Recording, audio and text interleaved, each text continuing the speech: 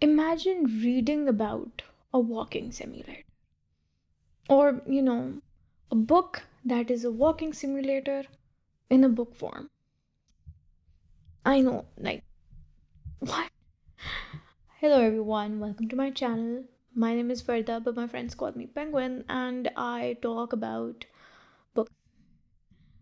Last year I started getting back into the habit of reading, and I created, mini challenges for myself, and making it fun for me.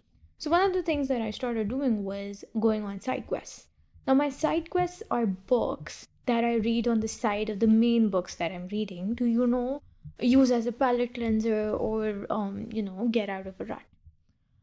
One of the side quests that I was on was reading I Who Have Never Known Men. Now, I have heard nothing but good things about this book. After I finished it, I went on Reddit to see that, is anybody else feeling the way that I'm feeling? And no. So I am convinced that I am uncultured. And so, I'm embracing that and talking about why this book for me was a walking simulator.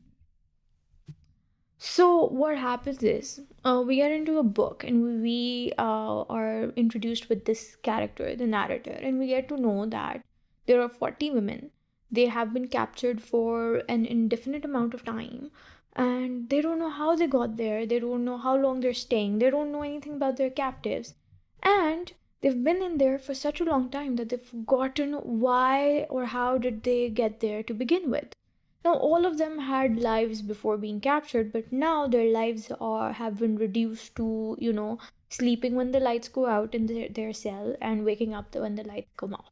They are not allowed to have any possessions apart from, the food that they get.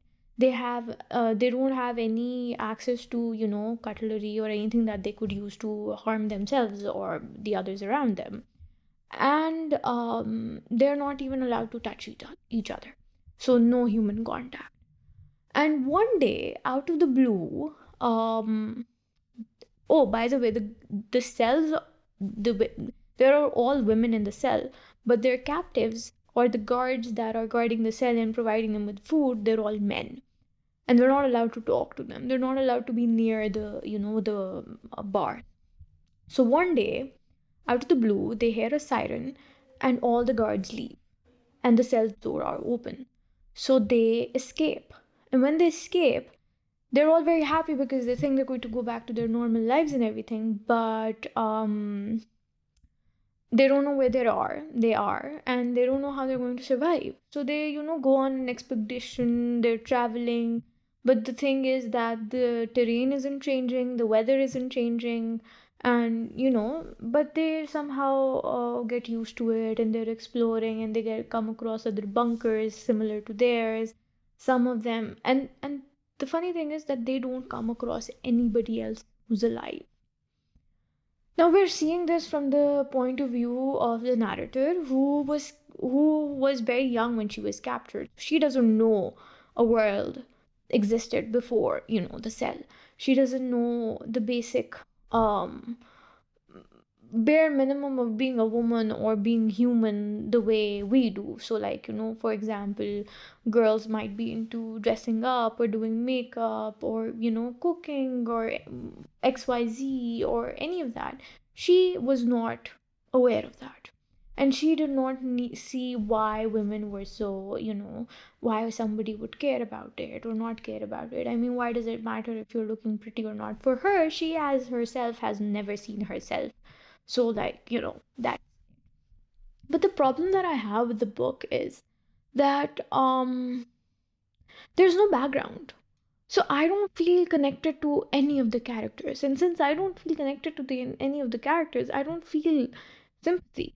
And the book talks about, struggles of being a woman, and it talks about how if you strip a woman of their basic needs, what is there left? And it also somewhat talks about the role of men and women in a society.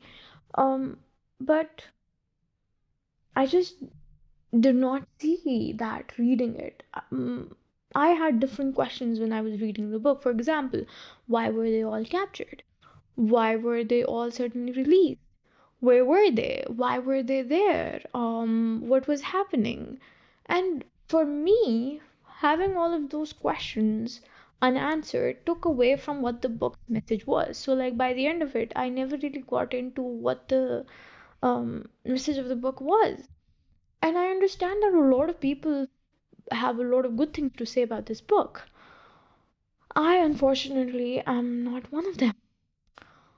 So, for me, by the middle of the book, I was like, what was where is the part where everybody was like, I wish I could read this book all over again for the first time, because no, I would not want to read this all over again, ever.